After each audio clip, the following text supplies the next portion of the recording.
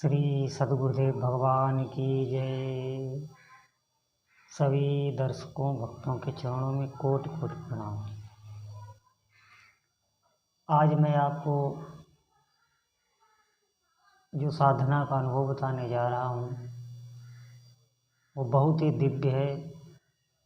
कृपया इसे पूरा और ध्यान से सुनें, क्योंकि इससे आपके जीवन में अगर आप इसको करेंगे, इस साधन को अगर आप करेंगे तो आप सोच भी नहीं सकते आपके जीवन में क्या क्या बदलाव आ जाएंगे। चारों तरफ से सुख संपत्ति आपको घेर लेगी और आपका जीवन सुखमय हो जाएगा। आप चाहे जितने भी दुख में हो, चाहे जितने संकट में हो, चाहे जैसे नकारात्मक आपकी सोच बन गई हो, रोगों से घिरे हों, कष्टों से घिरे हों, इस साधना से सभी समस्याओं से आप मुक्त हो जाएंगे और आपकी बुद्धि इतनी प्रवीण हो जाएगी कि ये बात आप सोच भी नहीं सकते। ये आप तभी समझ पाएंगे जब आप खुद भजन करेंगे, तब आप ये बात समझ पाएंगे जो मैं आपको बताने जा रहा हूँ।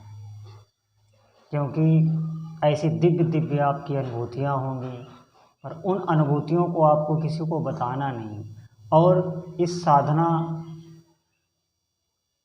कभी किसी के सामने प्रकट नहीं करना, इस साधना को किसी के सामने प्रकट नहीं करना, गुप्त ही रखना। क्योंकि ये गुप्त में जितनी प्रभावशाली होती है उतनी प्रकट करने में नहीं होती। हाँ, आप कर रहे हैं, अपने हाथ कोई आ जाए तो इसमें कोई दिक्कत नहीं, लेकिन इस साधना को अगर आप कर ले गए तो यकीन मानिए जीवन के सारे दुख, सारे संशय, सारे क्लेश मिट जाएंगे। मैं आपको बता रहा हूँ कि कई भक्तों को मैंने बताया, कई ऐसे भक्त हैं जिनको मैंने बताया जो बहुत ही कष्टों से घिरे थे, बहुत ही संकटों से घिरे थे, लेकिन आज मैं बता रहा हूँ वो खुद दूसरों को प्रेरित कर रहे हैं। उनका बिल्कुल जीवन बदल गया, उनकी कार्य करने की शैली बदल गई, बुद्धि की क्षमता बदल गई, उनके कई प्रकार के रोग शांत हो गए। ऐसा कोई क्लेश नहीं है जो उनका दूर ना हो गया हो।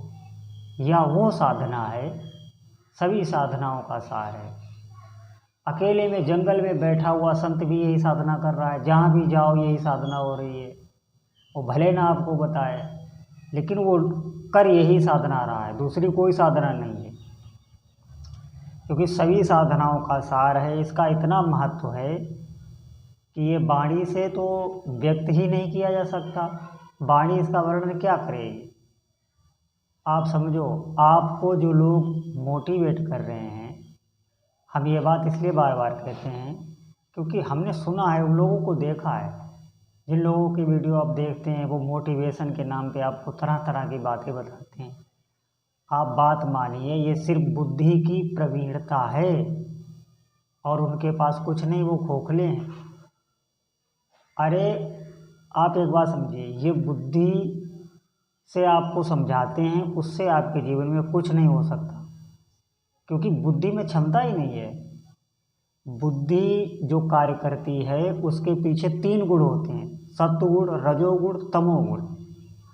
सत्वगुण तो प्रायः आप समझो उसका लोप ही हो गया। सत्वगुण में बुद्धि नहीं रहती, क्योंकि सभी का खान पान दूषित हो गया है, अधर्म आचरण हो रहे हैं। तो सत्वगुण तो तब बढ़ता है जब धर्म का आचरण हो, खान पान सात्विक, उसमें बुद्धि पवित्र रहती है। अगर सत्वगुण है तो बुद्धि पवित्र रहेगी, मन प्रसन्न रहेगा, बिल्कुल निर्विकार रहेगा, आप हरदम आनंदित रहेंगे, उल्लास में रहेंगे। ये सत्वगुण का लक्षण है, भक्तिमय रहेंगे। और रजोगुण में बुद्धि कामनाओं से घिरी रहती है, ये करना है, वो करना है, दुनिया भर की चिंता रहती है, टेंशन रहती है, बहुत धक धक मची रहती है अंदर। ये रजोगुण का लक्षण है। तमोगुण का लक्षण है भय, शोक, मोह, अंधकार। ये तमोगुण का लक्षण है। बिल्कुल नकारात्मक फीलिंग हो जाती है, नकारात्मक विचार आते हैं। तो आप समझिए ये बुद्धि त्रिगुण से चलती है, इन 3 गुणों से ये बुद्धि चलती है। और हम आपको एक सूक्ष्म बात और भी बता दें, अगर आपके जीवन में कोई अचानक घटना हो जाती है तो आप देखना ये बुद्धि कट जाती है, काम करना बंद कर देती है, शिथिल हो जाती है। तो आप पहले बुद्धि को ही समझें कि बुद्धि क्या है। बुद्धि की कोई औकात नहीं है, ये एक प्रकृति का अंश है, आप समझें। और इसी बुद्धि से वो बताते हैं, इसी बुद्धि से आप सुनते हैं। और मैं जो आपको साधना बताने जा रहा हूँ, भगवान के नाम का लेखन, अगर ये साधना आप करेंगे तो आप देखना आपके बुद्धि में विवेक प्रकट हो जाएगा। और अगर विवेक प्रकट हो गया तो वो बुद्धि को कंट्रोल कर लेता है, अपने शासन में बुद्धि को ले लेता है। नाम साधना करने से, भगवान का नाम लेखन से, लाल पेन से आप डायरी में भगवान का नाम लेखन कीजिए रोज। उसके लेखन से आपकी बुद्धि में विवेक प्रकट हो जाएगा। और विवेक क्या है? विवेक को ही आध्यात्मिक बल कहते हैं। वो अपने बुद्धि को अपने अंडर में ले लेता है।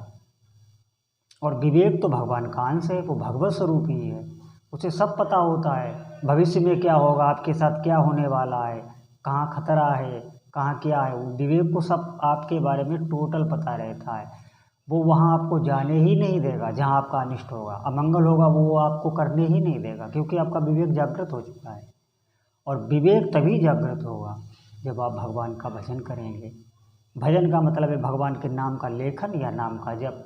अगर भगवान के नाम जप में आपका मन नहीं लगता तो आप भगवान के नाम का लेखन करिए। अच्छा, लेखन करने में एक विशिष्ट बात ये है, अगर आपका मन भगवान के नाम के लेखन में ना लगे तो आप मोबाइल से कोई कथा बजा लीजिए, साउंड से कोई कथा बजा लीजिए, कोई भजन बजा लीजिए, उसको सुनते हुए आप भगवान के नाम का लेखन कीजिए। तो आपकी दोनों इंद्रियां लग जाएंगी, कान भी लग गए और हाथ भी लग गया, दोनों इंद्रियां लग जाएंगी। मन तो लगा लगाया है, भगवान का नाम लेता है। तो नाम जप से तो अनेकों लाभ हैं। और फिर धीरे धीरे आपके अंदर विवेक जागृत होगा और आप ये समझें, ऐसा कोई ज्ञान विज्ञान बाकी नहीं रहेगा जो आपके हृदय में प्रकट हो जाए। और आपने जो जो सोचा होगा, जितने भी संकल्प आपने अभी तक किए हैं जो आपके हुए नहीं, क्योंकि मन का काम ही है संकल्प करना। आप तरह तरह की कामनाएं करते रहते हैं, ऐसा हो जाए, जो जो भी आपने सोचा होगा वो सब आपके सामने आएगा। आप ये बात ध्यान रखें, क्योंकि ज्यों ज्यों आप नाम लिखते चले जाएंगे त्यों त्यों वो फलीभूत होगा, वो फल देने लगेगा। फिर चारों तरफ से आपको सुख संपदा घेर लेगी। लेकिन आपको एक बात ध्यान रखना है, आपको नाम छोड़ना नहीं है, आपको नाम लिखते ही जाना है। आपने आज तक जो जो सोचा होगा, जो आप कभी जीवन में पूरा नहीं कर सकते, कोई भी नहीं पूरा कर सकता, आप समझें, क्योंकि हम जो सोचते हैं वो कहाँ होता है। लेकिन नाम जप में इतनी सामर्थ्य है कि आपने जो भी सोचा होगा वो सब कामनाएं आपकी पूर्ण होंगी। अद्भुत नाम की शक्ति है। और ये बहुत कम लोग बताते हैं। क्यों बताते हैं? क्योंकि वो खुद नहीं करते, वो आपको क्या बताएंगे, ये तो आपको वही बताएगा जो करता होगा। और मैं अपने जीवन की अनुभूति बता रहा हूँ। 50 लोग ऐसे हमारी नज़र में हैं जो ये साधना कर रहे हैं, और आप ये समझिए उनके जीवन में पूर्ण तरह से सुख शांति भरी पड़ी है। वो बिल्कुल प्रसन्नचित्त हैं। आप उनसे मिलें तो आप खुद प्रसन्न हो जाएंगे, वो इतनी प्रसन्नता में रहते हैं। क्योंकि जितनी भी नकारात्मक ऊर्जा हमारे शरीर में रहती है, नाम सबसे पहले वो निकाल देता है। फिर आप जो भी काम करेंगे बहुत एकाग्रता से करेंगे, मन प्रसन्न होगा, हमेशा मन प्रसन्न रहेगा। आप जो भी काम करेंगे वो बहुत शांति से करेंगे। और आपको आगे जो भी चढ़ाइयों में नाम ले जाता है वो हम वर्णन आपको आगे बताएंगे, क्योंकि इसमें तो ये तो मंथन है। आप जैसे जैसे नाम लिखते जाएंगे वैसे समुद्र मंथन से, जैसे समुद्र मंथन से हर चीज़ नहीं निकलती है, ऐसे ही नाम लेखन से, नाम जप से हर चीज़ धीरे धीरे प्रकाशित होती चली जाएगी आपके हृदय में। और आप बहुत ऊंचाइयों पर चढ़ते जाएंगे जहाँ तक आप कभी नहीं पहुँच सकते। इसलिए हमारा आपसे अनुरोध है कि आप इस साधना में लगिए। देखो, हमें आपसे कुछ चाहिए नहीं, हम आपके दुश्मन नहीं हैं जो आपको ऐसी बात बताएंगे जिससे आपकी कोई हानि हो जाए। हम आपको वही बात बताएंगे जो सर्वोच्च बात है। आप आप नाम जप कीजिए। ज़्यादा हमें बोलना आता नहीं, आप इसमें जो सार समझें समझ लें। जैसे